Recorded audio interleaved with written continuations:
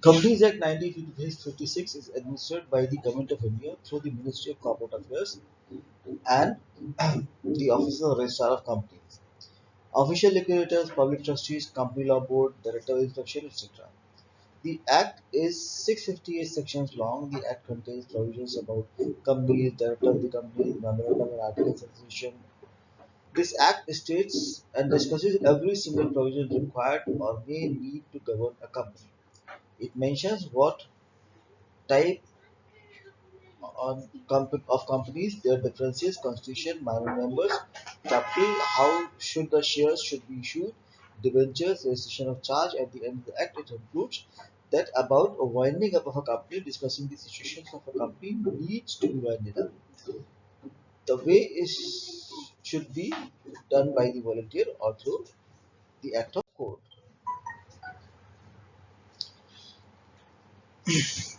So, company is an artificial person created by law. It means a group of people associated together for the attainment of a common act, and the end could be social or economic. A company formed under and registered under this act is an existing company. Existing company means company.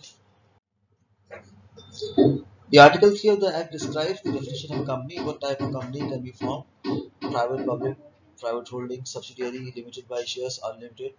Further to this article, Further to this, on Article 10E, it explains about the constitution of board of a company. It explains the company's name, the jurisdiction, the tribunal, memorandums in charge that can be made. So characteristics of a company are basically known, but let's revisit them. Company is a separate legal entity. It has a limited liability. It is it works as a perpetual succession or going concern company. It has a common seal. Its shares can be transferable, and it holds a separate property. The Companies Act 1956 explains about the whole procedure of how to form a company. Its fees, procedure, name, constitution, its members, and the motive behind the company. Its share capital, its general board meetings, management, administration of the company, including important part, which is the director, as they are decision makers and they shall take all important decisions for the company. Their main responsibility and liabilities about the company matters the most. The Act explains about the winding up of a company as well as what happens in detail during the liquidation process or period. The basic objectives of the underlying law are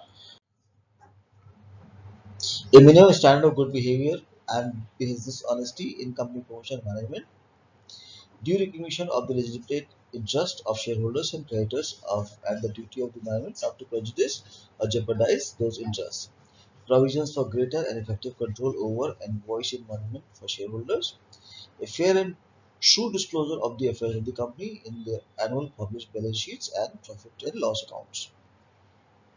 The companies are required to maintain the proper standards of accounting and auditing, recognition of the rights of shareholders to receive responsible or reasonable information and facilities for the exercising an intelligent judgment and with reference to the management.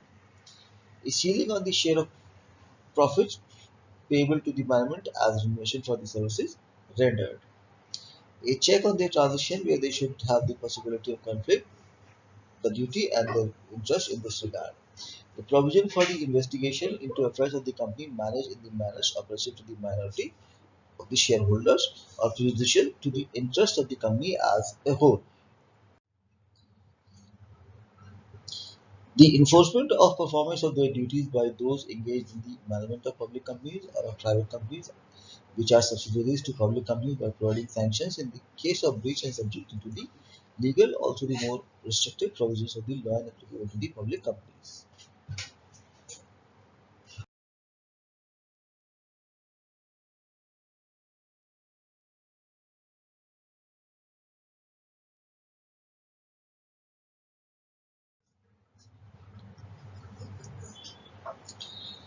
A company is a legal person distinct from its member. It is capable of owning, enjoying, and disposing of the property in its own name.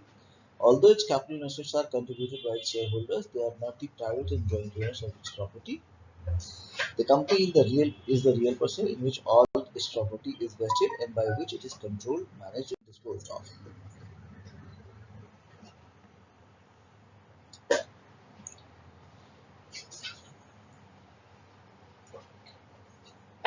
Company can be categorized in broad four categories: incorporated, limited liability company, number of members, the control of the company, and ownership.